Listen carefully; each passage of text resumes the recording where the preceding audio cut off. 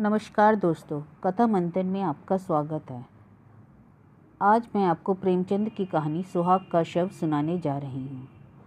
मध्य प्रदेश के एक पहाड़ी गांव में एक छोटे से घर की छत पर एक युवक मानो संध्या की वेला में लीन बैठा था। युवक की वेशभूषा से प्रकट होता था उसकी दशा तो संपन्न नहीं थी। वह अपने विचारों में मौन उसी पर्वतमाला की ओर देख रहा था कि सहसा बादल की गरज से भी भयंकर ध्वनि से सुनाई दी, जिस ध्वनि में नदी का मधुर गान भी उस भीषण नाद में डूब गया। यह रेलगाड़ी थी जो नदी पर बने पुल पर चली आ रही थी। उसी समय एक युवती ने कमरे से निकलकर छत पर आई और बोली, आज अभी से गाड़ी आ गई, इसे भी आज ही बैर निभाना था। युवक ने युवती का हाथ पकड़कर कहा, प्रिय, मेरा जी नहीं चाहता कहीं ना जाऊं। मैंने निश्चय कर लिया है। मैंने तुम्हारी खातिर हाँ कर लिया था, पर अब जाने की इच्छा नहीं है। यह 3 साल कैसे कटेंगे? युवती ने भी कातर स्वर में कहा, 3 साल के वियोग के बाद फिर तो जीवन पर्यंत कोई बाधा ना खड़ी होगी। एक बार जो निश्चय कर लिया है उसे पूरा ही कर डालो। अनंत सुख की आशा में मैं सारे कष्ट झेल लूंगी। यह कहते हुए युवती जलपान लाने के बहाने से फिर भीतर गई। आंसुओं का आवेग उसके काबू से बाहर हो गया था। इन दोनों प्राणियों के वैवाहिक जीवन की यह पहली ही वर्षगांठ थी। युवक बम्बई विश्वविद्यालय से एमए की उपाधि लेकर नागपुर के एक कॉलेज में अध्यापक था।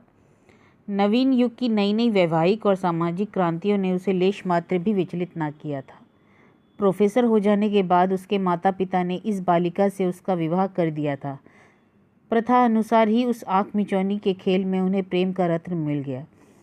केवल छुट्टियों में यहाँ पहली गाड़ी से आता और आखिरी गाड़ी से जाता। यह 2-4 दिन मीठे स्वप्न के समान कट जाते थे। दोनों बालकों की भांति रो रो कर विदा होते। इसी खोटे पर खड़ी होकर वह उसको देखा करती थी, जब तक निर्दयी पहाड़ियाँ उसे आड़ में न कर लेती। पर अभी साल भी न गुजरने पाया था कि वियोग ने अपना षड्यंत्र रचना शुरू कर दिया। केशव को एक विदेश जाकर शिक्षा पूरी करने के लिए वृत्ति मिल गई। मित्रों ने बधाइयाँ दी। किसके ऐसे भाग्य हैं जिसे बिना मांगे सौभाग्य निर्माण का ऐसा अवसर प्राप्त हो। केशव बहुत प्रसन्न ना था। वह इसी दुविधा में पड़ा हुआ घर आया। माता पिता और अन्य संबंधियों ने इस यात्रा का घोर विरोध किया। नगर में जितनी बधाइयाँ मिली थी, यहाँ उससे कहीं अधिक बाधाएं मिली। किंतु सुभद्रा की उच्च आकांक्षाओं की सीमा ना थी। वह कदाचित केशव को इंद्रासन पर बैठा हुआ देखना चाहती थी।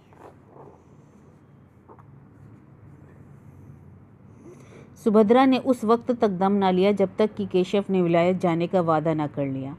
माता पिता ने उसे कलंकिनी और ना जाने क्या क्या कहा, पर अंत में सहमत हो गए। सब तैयारियां हो गई। स्टेशन समीप ही था। यहाँ गाड़ी देर तक खड़ी रहती थी। स्टेशनों के समीप गांव के निवासियों के लिए गाड़ी का आना शत्रु का धावा नहीं, मित्र का पदार्पण था। गाड़ी आ गई। सुभद्रा जलपान बनाकर पति का हाथ धुलाने आई थी। इस समय केशव भी प्रेम कातर आपत्ति ने उसे एक क्षण के लिए विचलित कर दिया। हाँ, कौन जानता है 3 साल में क्या हो जाए। मन में एक आवेश उठा, कह दूं, प्यारे मत जाओ, थोड़ा ही खाएंगे, मोटा ही पहनेंगे, रो रो कर दिन ना कटेंगे। कभी केशव के आने में 1-8 महीना लग जाता था तो वह विकल हो जाया करती थी। यही जी चाहता कि उड़कर उसके पास पहुंच जाए। फिर ये निर्दयी 3 वर्ष कैसे कटेंगे। पर उसने बड़ी कठोरता से इस निराशाजनक भाव को ठुकरा दिया और कांपते से बोली, जी तो मेरा भी यही चाहता है कि अब 3 साल का अनुमान करती हूँ तो एक कल्प सा मालूम होता है। लेकिन जब विलायत से मैं तुम्हारे सम्मान और आदर का ध्यान करती हूँ तो ये 3 साल 3 दिन से मालूम होते हैं। तुम तो जहाज पहुँचते ही मुझे भूल जाओगे। नए नए दृश्य तुम्हारे मनोरंजन के लिए आ खड़े होंगे। यूरोप पहुँचकर विद्वानों के सत्संग में तुम्हें घर की याद ना आएगी। मुझे तो रोने के सिवा और कोई धंधा ही नहीं है। यही स्मृतियाँ मेरे जीवन का आधार होंगी। लेकिन क्या करूँ, जीवन की भोग लालसा तो नहीं मानती। फिर जिस वियोग का अंत जीवन की सारी विभूतियाँ अपने साथ लाएगा, वह वास्तव में तपस्या है। केशव को भी अब ज्ञात हुआ कि क्षणिक मोह के आवेश में सौभाग्य निर्माण का ऐसा अच्छा अवसर त्याग देना मूर्खता है। खड़े होकर बोले, रोना धोना मत, नहीं तो मेरा जी ना लगेगा। सुभद्रा ने उसका हाथ पकड़कर हृदय से लगाते हुए उसके मुंह की ओर सजल नेत्रों से देखा और बोली, पत्र बराबर भेजते रहना। सुभद्रा ने फिर आंखों में आंसू भरे हुए मुस्कुराकर कहा, देखना विलायती मिसों के जाल में ना फंस जाना। केशव फिर चारपाई पर बैठ गया। बोला, अगर संदेह हो तो ना जाऊं। सुभद्रा ने उसके गले में बाहें डालकर विश्वासपूर्ण दृष्टि से देखा और बोली, मैं तो दिल लगी कर रही थी। अगर इंद्रलोक की अप्सरा भी आ जाए तो आंख उठाकर ना देखूं। ब्रह्मा ने ऐसी दूसरी सृष्टि की ही नहीं, केशव ने बोला। अगर बीच में छुट्टी मिले तो एक बार आओगे? सुभद्रा ने बोला। नहीं प्रिय, बीच में शायद छुट्टी ना मिलेगी, मगर जो मैंने सुना कि तुम रो रोकर घुली जाती हो, दाना पानी छोड़ दिया है, तो मैं अवश्य चला आऊँगा। ये फूल जरा भी ना कुम्हलाने पाए। दोनों गले मिलकर विदा हो गए। बाहर संबंधियों और मित्रों का एक समूह खड़ा था। केशव ने बड़ों के चरण छुए, छोटों को गले लगाया और स्टेशन की ओर चल पड़े। मित्रगण स्टेशन तक पहुंचाने आए। एक क्षण में गाड़ी यात्री को लेकर चल दी। उधर केशव गाड़ी में बैठा हुआ पहाड़ियों की बाहर देख रहा था, उधर सुभद्रा भूमि पर पड़ी सिसकियां भर रही थी। दिन गुजरने लगे उसी तरह जैसे बीमारी के दिन कटते हैं। दिन पहाड़, रात काली बला। रात भर मनाती कि भोर हो और भोर होती तो मनाती कि जल्दी शाम हो। मैके गई तो सोचा कि जी बहलेगा, पर 10-5 दिन परिवर्तन का कुछ असर हुआ, फिर उससे भी बुरी दशा हुई। भागकर ससुराल चली आई। रोगी करवट बदलकर आराम का अनुभव करता है। पहले 5-6 महीने तक तो केशव के पत्र 15वें दिन बराबर मिलते रहे। उसमें वियोग के दुख कम, नए नए दृश्यों का वर्णन अधिक होता था, पर सुभद्रा संतुष्ट थी। पत्र आते, वह प्रसन्न है, कुशल से है, उसके लिए यही काफ़ी था। प्रतिकूल वह पत्र लिखती तो विरह व्यथा के सिवा उसे कुछ सूझता ही ना था। कभी कभी जब जी बेचैन हो जाता तो पछताती कि व्यर्थ जाने दिया, कहीं एक दिन मर जाऊं और उनके दर्शन ना हो। लेकिन 6ठे महीने से पत्रों में भी विलंब होने लगा। कई महीने तक तो महीने में एक पत्र आता रहा, फिर वह भी बंद हो गया। सुभद्रा के 4-6 पत्र पहुंच जाते तो एक पत्र आ जाता, वह भी बेदिली से लिखा हुआ, काम की अधिकता और समय के अभाव के रोने से भरा हुआ। एक वाक्य भी ऐसा नहीं जिससे हृदय को शांति हो, जो टपकते हुए दिल पर मरहम रखे। आदि से अंत तक प्रिय शब्द का नाम ही नहीं। सुभद्रा अधीर हो उठी। उसने यूरोप यात्रा का निश्चय कर लिया। वह सारे कष्ट सह लेगी, सिर पर कुछ पड़ेगा तो वह भी सह लेगी। केशव को आंखों से देखती रहेगी। वह इस बात को उनसे गुप्त रखेगी, उनकी कठिनाइयों को और न बढ़ाएगी, उससे बोलेगी भी नहीं, केवल उन्हें कभी कभी आंख भर देख लेगी। यही उसकी शांति के लिए काफ़ी होगा। उसे क्या मालूम था कि उसका केशव उसका नहीं रहा, अब वह दूसरी ही कामनी के प्रेम का भिखारी है। सुभद्रा कई दिनों तक इस प्रस्ताव को मन में रखे हुए सेती रही। उसे किसी प्रकार की शंका ना होती थी। समाचार पत्रों को पढ़ते रहने से उसे समुद्री यात्रा का हाल मालूम होता रहता था। एक दिन उसने अपने सास ससुर के सामने अपना निश्चय प्रकट किया। उन लोगों ने बहुत समझाया, रोकने की चेष्टा की, लेकिन सुभद्रा ने हट ना छोड़ा। आखिर जब लोगों ने देखा कि वह किसी तरह नहीं मानती तो वह राजी हो गए। मैके वालों भी समझाकर हार गए। कुछ रुपए उसने स्वयं जमा कर रखे थे, कुछ ससुराल में मिले थे। माँ बाप ने भी मदद की। रास्ते के खर्च की चिंता न रही। इंग्लैंड में पहुंचकर वह क्या करेगी, इसका भी उसने कुछ निश्चय न किया। इतना जानती थी कि परिश्रम करने वाले को रोटियों की कमी नहीं पड़ती। विदा होते समय सास और ससुर दोनों स्टेशन तक आए। जब गाड़ी ने सीटी दी तो सुभद्रा ने हाथ जोड़कर कहा, मेरे जाने का समाचार वहाँ ना लिखिएगा, नहीं तो उन्हें चिंता होगी और पढ़ने में उनका जी न लगेगा। ससुर ने आश्वासन दिया। गाड़ी चल दी। लंदन के उस हिस्से में जहाँ इस समृद्धि के समय भी दरिद्रता का राज्य था, ऊपर के एक छोटे से कमरे में सुभद्रा एक कुर्सी पर बैठी थी। उसे यहाँ आए हुए आज 1 महीना हो गया था। यात्रा के पहले उसके मन में जितनी शंकाएं थी, सभी शांत होती जा रही थी। बम्बई बंदर में जहाज पर जगह पाने में उसे बड़ी आसानी से हल हो गया। वह अकेली औरत नहीं थी जो यूरोप जा रही हो। 5-6 स्त्रियां और भी उसके साथ जहाज में थी। सुभद्रा को ना जगह मिलने में कोई कठिनाई हुई, ना मार्ग में। यहाँ पहुंचकर और स्त्रियों से संग छूट गया। कोई किसी विद्यालय में चली गई, 2-3 अपने पतियों के पास चली गईं, जो यहाँ पहले आ गए थे। सुभद्रा ने इस मोहल्ले में एक कमरा ले लिया। जीविका का प्रश्न भी उसके लिए बहुत कठिन ना रहा। जिन महिलाओं के साथ वह आई थी, उनमें से कई उच्च अधिकारियों की पत्नियां थीं, कई अच्छे अच्छे अंग्रेज घरानों से उनका परिचय था। सुभद्रा को 2 महिलाओं को भारतीय संगीत और हिंदी भाषा सिखाने का काम मिल गया। शेष समय में वह कई भारतीय महिलाओं के कपड़े सीने का काम कर लेती थी। केशव का निवास स्थान यहाँ से निकट है, इसलिए सुभद्रा ने इस मोहल्ले को पसंद किया। कल केशव उसे दिखाई दिया था। उसने उसे बस से उतरते हुए देख लिया था। उसका मन बस यही हुआ कि दौड़कर उसके गले से लिपट जाए और बोले, क्यों जी, तुम यहाँ आते ही बदल गए? याद है तुमने चलते समय क्या क्या वादे किए थे। उसने बड़ी मुश्किल से अपने आप को रोका था। तब से इस वक्त उसे मानो नशा सा छाया हुआ था। संध्या हो गई। धुएं से बिजली की लालटेनें रोती आंखों की भांति ज्योतिहीन सी हो रही थी। गली में स्त्री पुरुष सैर करने जा रहे थे। सुभद्रा सोचने लगी कि इन लोगों की आमोद में कितना प्रेम है। मानो किसी की चिंता ही नहीं, मानो सभी संपन्न हैं। सहसा उसने केशव को जाते देखा। हाँ, यह तो केशव ही था। कुर्सी से उठकर वह बरामदे में चली आई। प्रबल इच्छा हुई कि जाकर उसके गले से लिपट जाए। उसने अगर अपराध किया है तो उन्हीं के कारण तो। यदि वह बराबर पत्र लिखते तो वह क्यों आती। लेकिन केशव के साथ वह युवती कौन है। अरे, केशव तो उसका हाथ पकड़े हुए, दोनों मुस्कुरा मुस्कुरा कर बातें करते चले जा रहे हैं। यह युवती कौन है। सुभद्रा ने ध्यान से देखा। युवती का रंग सांवला था। वह भारतीय बालिका थी। उसका पहनावा भारतीय था। इससे ज़्यादा सुभद्रा को और कुछ न दिखाई दिया। उसने तुरंत जूते पहने, द्वार बंद किया और एक क्षण में गली में आ पहुंची। केशव अब दिखाई न देता था। वह जिधर गया था उधर ही बड़ी तेजी से लपकी चली जाती थी। वह युवती कौन है। वह उन दोनों की बातें सुनना चाहती थी, उस युवती को देखना चाहती थी। उसके पांव इतनी तेजी से उठ रहे थे मानो दौड़ रही हो, पर इतनी जल्द दोनों कहाँ अदृश्य हो गए। अब तक तो उसे उन लोगों के समीप पहुंच जाना चाहिए था। शायद दोनों किसी बस पर जा बैठे।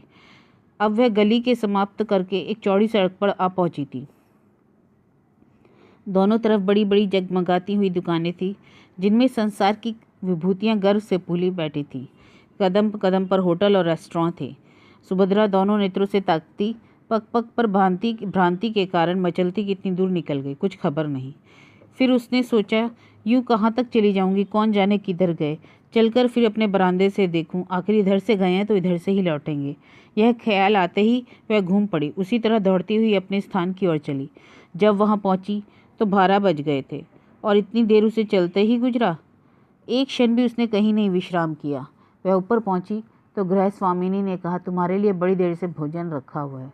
सुभद्रा ने भोजन अपने कमरे में मंगवा लिया, पर खाने की सुधि किसे थी। वह उसी बरामदे में उसी तरफ टकटकी लगाए खड़ी थी जिधर से केशव गया था। 1 बज गया, 2 बजा, फिर भी केशव नहीं लौटा। उसने मन में कहा, वह किसी दूसरे मार्ग से चले गए। मेरा यहाँ खड़ा रहना व्यर्थ है, चलूँ सो रहूँ। लेकिन फिर ख्याल आया, कहीं आ ना रहे हों। मालूम नहीं उसे कब नींद आ गई। दूसरे दिन प्रातःकाल सुभद्रा अपने काम पर जाने को तैयार हो रही थी कि एक युवती रेशमी साड़ी पहने आकर खड़ी हो गई और मुस्कुरा कर बोली, क्षमा कीजिएगा, मैंने बहुत सवेरे आपको कष्ट दिया। आप तो कहीं जाने को तैयार मालूम होती हैं। सुभद्रा ने एक कुर्सी बढ़ाते हुए कहा, हाँ, एक काम से बाहर जा रही थी। कहिए, मैं आपकी क्या सेवा कर सकती हूँ। यह कहते हुए सुभद्रा ने युवती को सिर से पांव तक देखा। उसने देखा कि सौंदर्य की किसी परिभाषा से भी उसे सुंदरी ना कहा जा सकता था। उसका रंग कुछ सांवला, मुंह चौड़ा, नाक चिपटी, कद भी छोटा था और उसके साथ शरीर भी स्थूल था। आंखों पर ऐनक लगी हुई थी, लेकिन इन सब कारणों के बावजूद भी उसमें कुछ ऐसी बात थी जो उसे अपनी ओर खींच लेती थी। उसकी वाणी बहुत ही मधुर थी। एक एक अंग में से प्रतिभा विकीर्ण हो रही थी। सुभद्रा उसके सामने हल्की एवं तुच्छ मालूम होती थी। युवती ने कुर्सी पर बैठते हुए कहा, अगर मैं भूलती हूँ तो मुझे क्षमा कीजिएगा। मैंने सुना कि आप कुछ कपड़े भी सीती हैं, जिसका परिणाम यह है कि यहाँ सीविंग मशीन मौजूद है। सुभद्रा ने बोला, हाँ, मैं 2 लेडियों को भाषा पढ़ाने जाया करती हूँ। शेष समय में कुछ सिलाई का कार्य भी कर लेती हूँ। क्या आप कपड़े लाई हैं। युवती ने कहा, नहीं, अभी कपड़े तो नहीं लाई। यह कहते हुए उसने लज्जा से सिर झुकाकर मुस्कुराते हुए कहा, बात यह है कि मेरी शादी होने जा रही है। मैं वस्त्राभूषण सब हिंदुस्तानी रखना चाहती हूँ। क्या आप मेरे लिए विवाह के कपड़े तैयार कर सकती हैं। सुभद्रा ने अफसर हंसते हुए कहा, हाँ, मैं ऐसे अवसर पर जोड़े तैयार करके अपने आप को धन्य समझूंगी। शादी कब है। युवती ने सकुचाते हुए कहा, वह तो कहते हैं इसी सप्ताह में हो जाए, पर मैं उन्हें टालती आती हूँ। मैंने तो चाहा था कि भारत लौटने पर विवाह होता, पर वह इतने उतावले हैं कि कुछ करते नहीं बनता। अभी तो मैंने यही कहकर टाला है कि मेरे कपड़े सिल रहे हैं। सुभद्रा ने बोला, तो मैं आपके जोड़े जल्दी सिल देती हूँ। युवती ने हंसकर कहा, मैं तो चाहती थी कि आप महीनों लगा देती। सुभद्रा बोली, वहाँ मैं इस शुभ कार्य में विघ्न क्यों डालूं। मैं इसी सप्ताह आपको आपके कपड़े दे दूंगी और साथ में इसका पुरस्कार भी लूंगी। युवती खिलखिलाकर हंस पड़ी। उसके हंसने से ऐसा लगा जैसे प्रकाश की लहरें कमरे में जल उठी हों। बोली, इसके लिए तो पुरस्कार वह देंगे, बड़ी खुशी से देंगे और तुम्हारे कृतज्ञ होंगे। तुम तो अभी हाल ही में आई हो, तुम्हारे पति भी साथ आए हैं क्या। युवती ने पूछा। सुभद्रा ने बहाना बनाया, बोली, वह इस समय जर्मनी में है। उन्हें संगीत से बहुत प्रेम है, संगीत ही का अध्ययन करने वहाँ गए हैं। अच्छा, तो क्या तुम भी संगीत जानती हो? युवती ने पूछा। बहुत थोड़ा, सुभद्रा बोली। केशव को संगीत से बड़ा प्रेम है। युवती के मुंह से केशव का नाम सुनकर सुभद्रा हैरान रह गई। युवती ने पूछा, आप चौंक कैसे गई? क्या केशव को जानती हो? सुभद्रा ने बात बनाकर कहा, नहीं, मैंने कभी यह नाम नहीं सुना। वह यहाँ क्या करते हैं? सुभद्रा को ख्याल आया, क्या केशव किसी दूसरे आदमी का नाम नहीं हो सकता, इसलिए उसने यह प्रश्न किया। उसी जवाब पर उसकी जिंदगी भर का फैसला था। युवती ने कहा, यहाँ विद्यालय में पढ़ते हैं, भारत सरकार ने उन्हें भेजा है, अभी साल भर ही तो हुआ है वह आए हैं। तुम देखकर प्रसन्न होगी, तेज और बुद्धि की मूर्ति समझ लो। यहाँ के अच्छे अच्छे प्रोफेसर उनका आदर करते हैं, वह ऐसा सुंदर भाषण देते हैं, जीवन आदर्श है। मुझसे उन्हें क्यों प्रेम हो गया, मुझे इसका आश्चर्य है। मुझ में ना रूप है ना लावण्य, ये मेरा सौभाग्य है। तो मैं शाम को कपड़े लेकर आऊं? सुभद्रा ने मन में उठते वेग को संभाल कर कहा, अच्छी बात है। जब युवती चली गई तो सुभद्रा फूट फूट कर रोने लगी। मानो देह में रक्त ही नहीं है, मानो उसके प्राण ही निकल गए हैं। उसे पुरानी बातें याद आने लगी। केशव की वह प्रेमातुर आंखें सामने आ गई।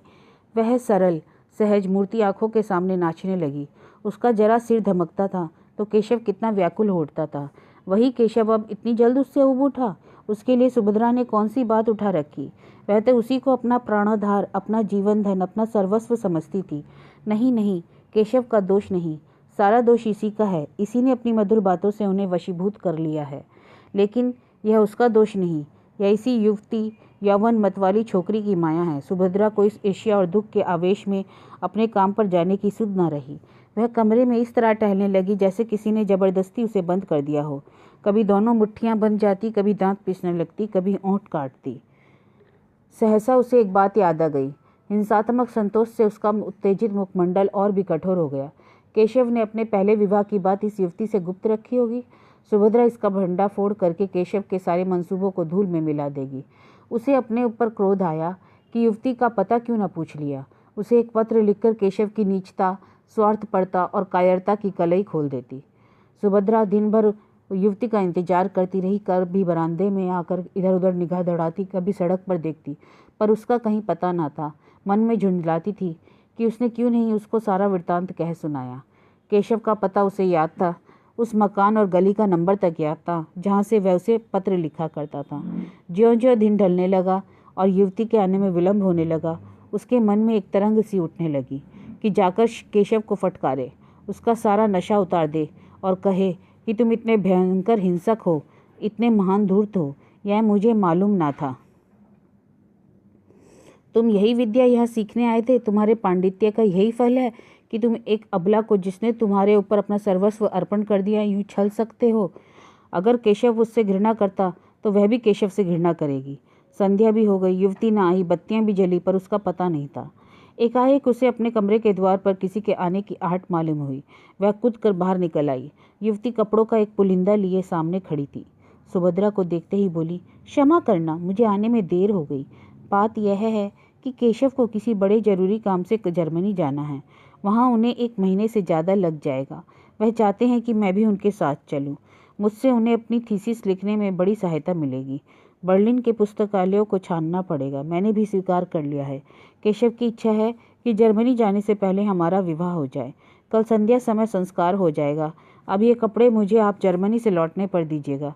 विवाह के अवसर पर हम मामूली कपड़े पहन लेंगे। और क्या करती, इसके सिवा कोई उपाय न था। केशव का जर्मनी जाना अनिवार्य है। सुभद्रा ने कपड़ों को मेज पर रखकर कहा, आपको धोखा दिया गया है। युवती ने घबराकर पूछा, धोखा? कैसा धोखा? मैं बिल्कुल नहीं समझती। आपका क्या मतलब है? सुभद्रा ने संकोच के आवरण को हटाने की चेष्टा करते हुए कहा, केशव ने तुम्हें धोखा देकर तुमसे विवाह करना चाहता है।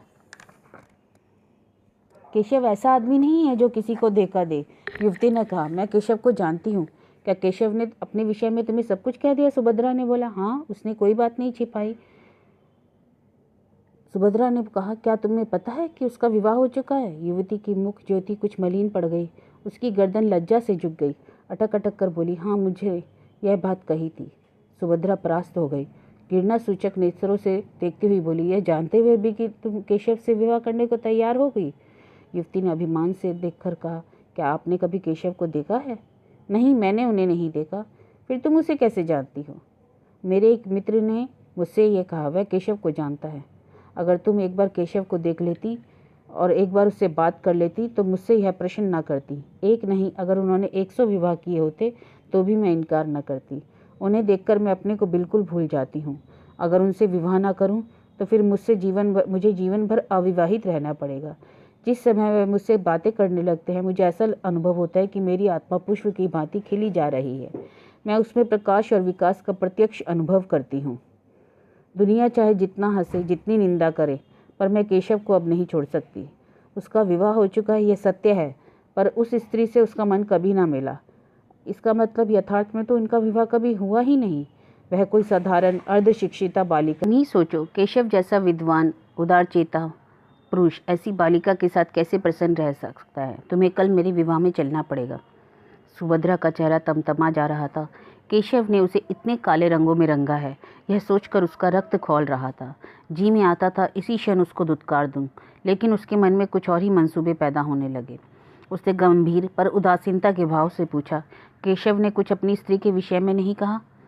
युवती ने तत्परता से कहा, घर पहुंचने पर वह उसे केवल यही कह देंगे कि हम और तुम अब स्त्री पुरुष नहीं रह सकते। उसके भरण पोषण का वह उसके इच्छा अनुसार प्रबंध कर देंगे। इसके सिवा वह और क्या कर सकते हैं। हिंदू नीति में पति पत्नी से विच्छेद नहीं हो सकता, पर केवल स्त्री को पूर्ण रीति से स्वाधीन कर देने के विचार से वह ईसाई या मुसलमान होने पर भी तैयार है। वह तो अभी उसे इसी आशय का एक पत्र लिखने का जा रहे थे, पर मैंने उन्हें रोक दिया। मुझे उस अभागिनी पर बड़ी दया आती है।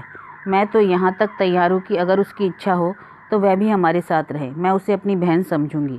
किंतु केशव इससे सहमत नहीं होते। सुभद्रा ने व्यंग से कहा, रोटी कपड़ा देने को तैयार ही है, स्त्री को इसके सिवा और क्या चाहिए।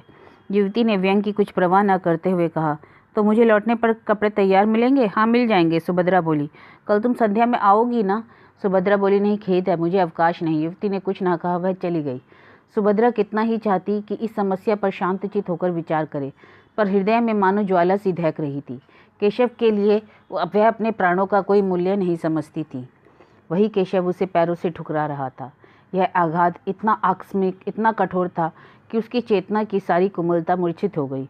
उसका एक एक अणु प्रतिकार के लिए तड़पने लगा। अगर यही समस्या इसके विपरीत होती तो क्या सुभद्रा की गर्दन पर छुरी ना फिर गई होती? केशव उसके खून का प्यासा ना हो जाता? क्या पुरुष हो जाने से ही सभी बातें क्षम्य हैं और स्त्री हो जाने से सभी बातें अक्षम्य हैं? वह अपने जीते जी यह नहीं देख सकती। उसका पति उसके जीवन का सर्वनाश करके चैन की बंशी बजाए, दुनिया उसे हत्यारी पिशाचिनी कहेगी। परवाह नहीं। रह रहकर उसके मन में भयंकर प्रेरणा होती थी कि इसी समय उसके पास चली जाए और इससे पहले कि वह उस युवती के प्रेम का आनंद उठाए, उसके जीवन का अंत कर दे। इस अंतिम कल्पना से सुभद्रा को उत्तेजना मिल गई, जो उसके भयंकर संकल्प को पूरा करने के लिए आवश्यक थी। उसने खूंटी पर लटकती हुई पिस्तौल उतार ली और ध्यान से देखने लगी, मानो उसे कभी देखा ना हो। कल संध्या समय जब आर्य मंदिर में केशव और उसकी प्रेमिका एक दूसरे के सम्मुख बैठे हुए होंगे, उसी समय वह इस गोली से केशव की पूरी प्रेम लीला का अंत कर देगी। दूसरी गोली से अपनी छाती पे मार लेगी। क्या वह रो रो कर अपना अधम जीवन काटेगी? संध्या का समय था। आर्य मंदिर के आंगन में वर और वधू इष्ट मित्रों के साथ बैठे हुए थे।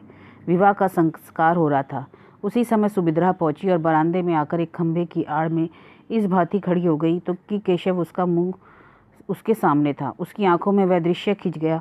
आज से 3 साल पहले उसने इसी भांति केशव को मंडप में बैठे हुए आड़ से देखा था।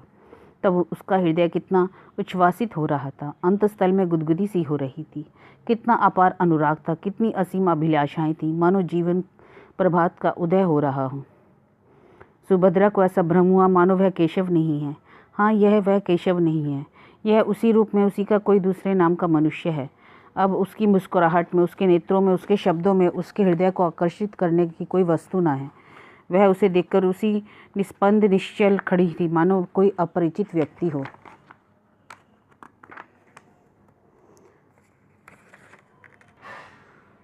अब तक केशव का स्वरूपवान, तेजस्वी, सौम्य, शीलवान पुरुष संसार में न था, पर अब सुभद्रा को ऐसा जान पड़ रहा था कि वहाँ बैठे युवकों और उसमें कोई अंतर नहीं था। वेश्यागनी जिसमें वह जली जा रही थी, वह हिंसा कल्पना जो उसे वहीं तक लाई थी, मानो एकदम शांत हो गई थी।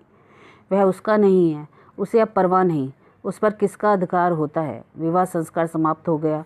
मित्रों ने बधाइयाँ दी। सहेलियों ने मंगलगान किया। फिर लोग मेजों पर आ बैठे, दावत होने लगी।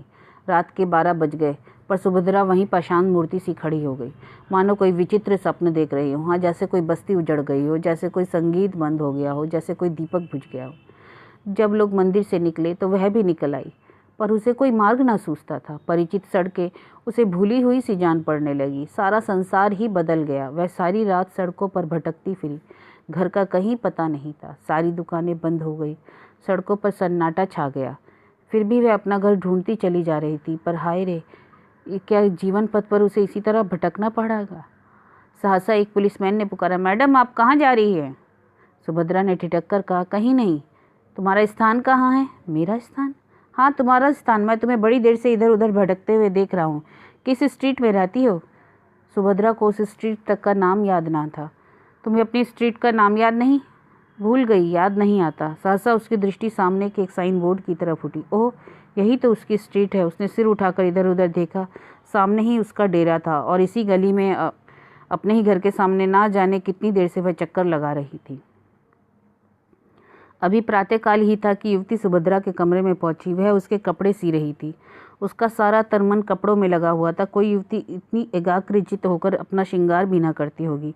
ना जाने उसे कौन सा पुरस्कार लेना चाहती थी। उसे युवती के आने की भी खबर ना हुई। युवती ने पूछा, तुम कल मंदिर में नहीं आई? सुभद्रा ने सिर उठाकर देखा, मानो ऐसा जान पड़ा किसी कवि की कोमल कल्पना मूर्तिमय हो गई है।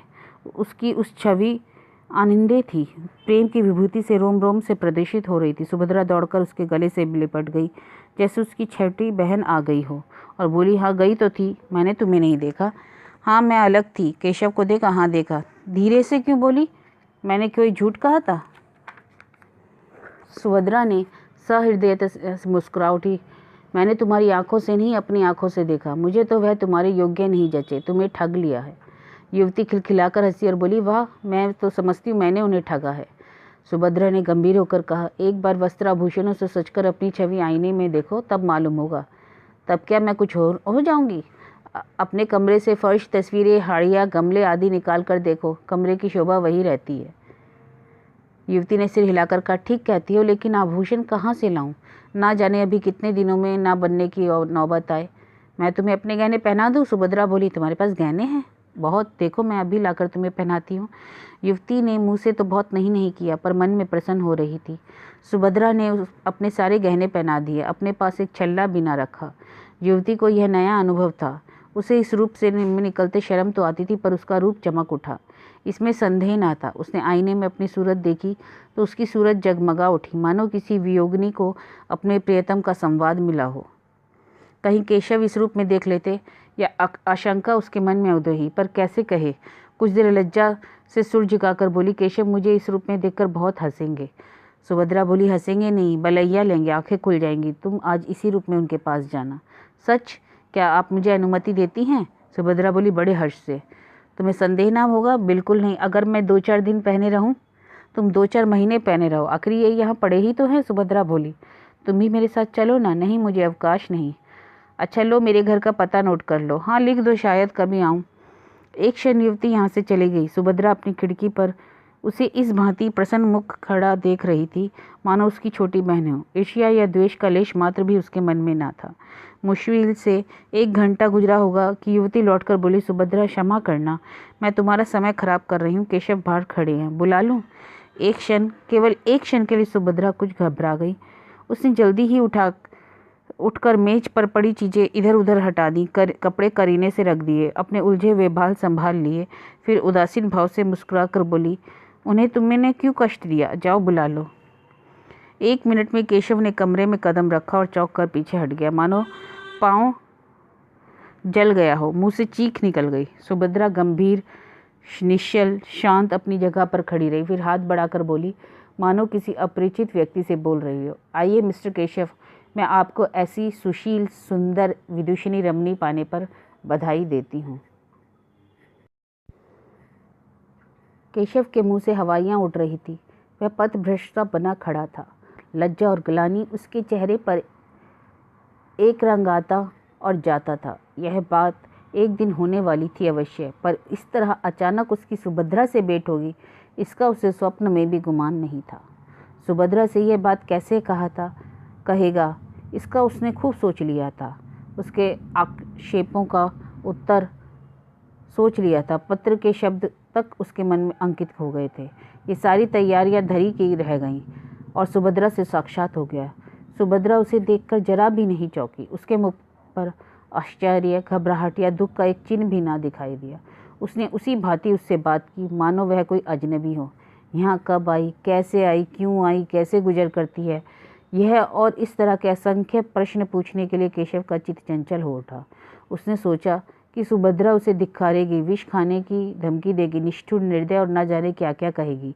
इन सब आपदाओं के लिए वह तैयार था, पर इस आकस्मिक मिलन और इस गर्वयुक्त उपेक्षा के लिए वह तैयार न था। वह प्रेम व्रत धारिणी सुभद्रा इतनी कठोर, इतनी हृदय शून्य कैसे हो गई? अवश्य ही इसे सारी बातें पहले से मालूम हो चुकी हैं। सबसे तीव्र आघात तो यह था कि इसने अपने सारे आभूषण इतनी उदारता से दे डाले और कौन जाने कब वापस लेना चाहती हो या नहीं। वह परास्त और अप्रतिभ होकर एक कुर्सी पर बैठ गया। उत्तर में एक शब्द भी उसके मुंह से ना निकले। युवती ने कृतज्ञता का भाव प्रकट करके कहा, इनके पति इस समय जर्मनी में हैं। केशव ने आंखें फाड़कर देखा पर कुछ बोल ना सका। युवती ने फिर कहा, बेचारी संगीत के पाठ पढ़ाकर और कुछ कपड़े सीकर अपना निर्वाह करती है। वह महाशय यहाँ आ जाते तो उन्हें उनके सौभाग्य पर बधाई देती। केशव इस पर भी कुछ न बोल सका, पर सुभद्रा ने मुस्कुरा कर कहा, वह मुझसे रूठे हुए हैं, बधाई पाकर और भी झल्लाते। युवती ने आश्चर्य से कहा, तुम उन्हीं के प्रेम से यहाँ आई हो, अपना घर बार छोड़ा, यहाँ मेहनत मजदूरी करके निर्वाह कर रही हो, फिर भी वह तुमसे रूठे हुए हैं? आश्चर्य? सुभद्रा ने उसी भांति प्रसन्न मुख से कहा, पुरुष प्रकृति ही आश्चर्य का विषय है, चाहे मिस्टर केशव इसे स्वीकार करें ना करें। युवती ने फिर केशव की ओर प्रेरणापूर्ण दृष्टि से देखा, लेकिन केशव उसी भांति बैठा रहा। उसके हृदय पर एक नया आघात था। युवती ने उसे चुप देखकर उसकी तरफ से सफाई दी। केशव स्त्री और पुरुष दोनों ही को समान अधिकार देना चाहते हैं। केशव डूब रहा था। तिनके को सहारा पाकर उसकी हिम्मत बंध गई। बोला, विवाह एक प्रकार का समझौता है, दोनों पक्षों का अधिकार है, जब चाहे उसे तोड़ दे। युवती ने हामी भरी। सभ्य समाज में यह आंदोलन बड़े जोरों पर है। सुभद्रा ने शंका की, किसी समझौते को तोड़ने के लिए कारण भी तो होना चाहिए। केशव ने भावों की लाठी का सहारा लेकर कहा, जब इसका अनुभव हो जाए कि हम इस बंधन से मुक्त होकर अधिक सुखी हो सकते हैं तो यह कारण काफ़ी है। स्त्री को यदि मालूम हो जाए कि वह दूसरे पुरुष के साथ। सुभद्रा ने बात काटकर कहा, क्षमा कीजिए मिस्टर केशव, मुझ में इतनी बुद्धि नहीं कि इस विषय पर आपसे बहस कर सकूं। आदर्श समझौता वही है जो जीवन पर्यंत रहे। मैं भारत का नहीं कहती, वहाँ तो स्त्री पुरुष की लौंडी है। मैं इंग्लैंड की कहती हूँ। यहाँ कितनी ही औरतों से मेरी बातचीत हुई, वह तलाकों की बढ़ती हुई संख्या को देखकर खुश नहीं है। विवाह का सबसे ऊंचा आदर्श उसकी पवित्रता और स्थिरता है। पुरुषों ने सदैव इस आदर्श को तोड़ा है, स्त्रियों ने निभाया है। अब पुरुषों का अन्याय स्त्रियों को किस ओर ले जाएगा नहीं कह सकती। इस गंभीर और संयत कथन ने विवाद का अंत कर दिया। सुभद्रा ने चाय मंगवाई। तीनों आदमियों ने पी। केशव पूछना चाहता था, अभी आप यहाँ कितने दिन रहेंगी, लेकिन पूछ ना सका। 15 मिनट और बैठा रहा, लेकिन विचारों में डूबा हुआ। चलते समय उससे ना रहा गया, पूछ ही बैठा, अभी आप यहाँ कितने दिन और रहेंगी? सुभद्रा ने जमीन की ओर ताकते हुए कहा, कह नहीं सकती, कोई ज़रूरत हो तो मुझे याद कीजिएगा। इस आश्वासन के लिए आपको धन्यवाद। केशव सारे दिन बेचैन रहा। सुभद्रा उसकी आंखों में फिरती रही। सुभद्रा की बातें उसके कानों में गूंजती रहीं। अब उसे कोई संदेह ना था कि उसी के प्रेम में सुभद्रा यहाँ आई थी। सारी परिस्थिति उसकी समझ में आ गई थी। उस भीषण त्याग का अनुमान करके उसके रोंगटे खड़े हो गए। सुभद्रा ने क्या क्या कष्ट झेले होंगे, कैसी कैसी यातनाएं सही होंगी। वह उस पर भार न बनना चाहती थी, इसलिए उसने अपने आने की सूचना तक ना दी। अगर उसे पहले मालूम होता कि सुभद्रा यहाँ आ जाएगी तो वह कभी भी इस युवती के आकर्षण में नहीं बनता। चौकीदार के सामने चोर के घर में घुसने का साहस नहीं होता। सुभद्रा को देखकर उसकी कर्तव्य चेतना जागृत हो गई। वह उसके पैरों पर गिरकर क्षमा मांगने चाहता था। वह उसके मुंह से सारा वृत्तांत सुनेगा। यह मौन उपेक्षा उसके लिए असहनीय थी। दिन तो केशव ने किसी तरह काटा, लेकिन जो ही रात के 10 बजे वह सुभद्रा से मिलने चला। युवती ने पूछा, कहाँ चले जाते हो? केशव ने बूट के लेस बांधते बोला, जरा एक प्रोफेसर से मिलना है, इस वक्त आने का वादा कर चुका हूँ, जल्द आना, बहुत जल्द आऊँगा। केशव घर से निकला तो उसके मन में कितनी ही विचार तरंगे उठने लगी। कहीं सुभद्रा मिलने से इनकार न कर दे। नहीं, ऐसा नहीं हो सकता, वह इतनी अनुदार नहीं है। हाँ, यह हो सकता है कि वह अपने विषय में कुछ ना कहे।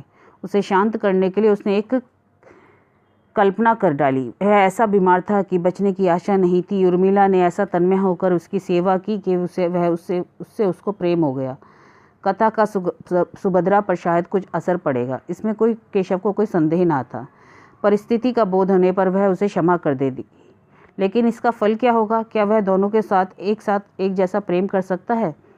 सुभद्रा को देख लेने के बाद उर्मिला को शायद उसके साथ साथ रहने में आपत्ति हो ही सकती है।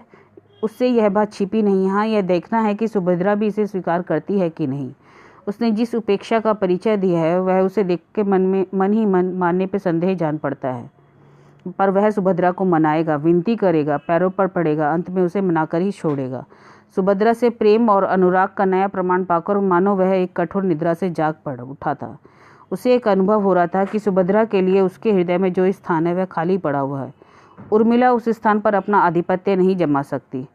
अब उसे ज्ञात हुआ कि उर्मिला के प्रति उसका प्रेम केवल एक तृष्णा थी जो स्वादयुक्त पदार्थों को देखकर उत्पन्न होती है, पर सच्ची क्षुधा न थी। विलासिनी उर्मिला क्या इतने त्याग कर सकती है जो सुभद्रा ने किया? उसमें उसको संदेह था। सुभद्रा का घर निकट आ चुका था। केशव मन ही मन कातर होने लगा, लेकिन उसने जी कड़ा करके जीने पर कदम रखा। एक क्षण में सुभद्रा के द्वार पर पहुंचा, लेकिन कमरे का द्वार बंद था, अंदर से प्रकाश ना था। वह कहीं गई होगी, आती ही होगी। तब वह बरामदे में टहलने का लगा। सहसा मालकिन आती हुई दिखाई दी। केशव ने बढ़कर पूछा, आप बता सकती है यह महिला कहाँ गई? मालकिन ने सिर से पांव तक देखकर कहा, वह तो आज ही यहाँ से चली गई। केशव ने हकबका कर कहा, चली गई? कहाँ चली गई? यह तो उसने मुझे नहीं बताया। कब गई? वह दोपहर को ही चली गई। अपना असबाब लेकर गई? असबाब किसके लिए छोड़ कर जाती? यह एक छोटा सा पैकेट अपनी सहेली के लिए छोड़ गई है। इस पर मिसेस केशव लिखा हुआ है। मुझसे कहा था कि यदि वह आ जाए तो उन्हें दे देना, नहीं तो डाक से भेज देना।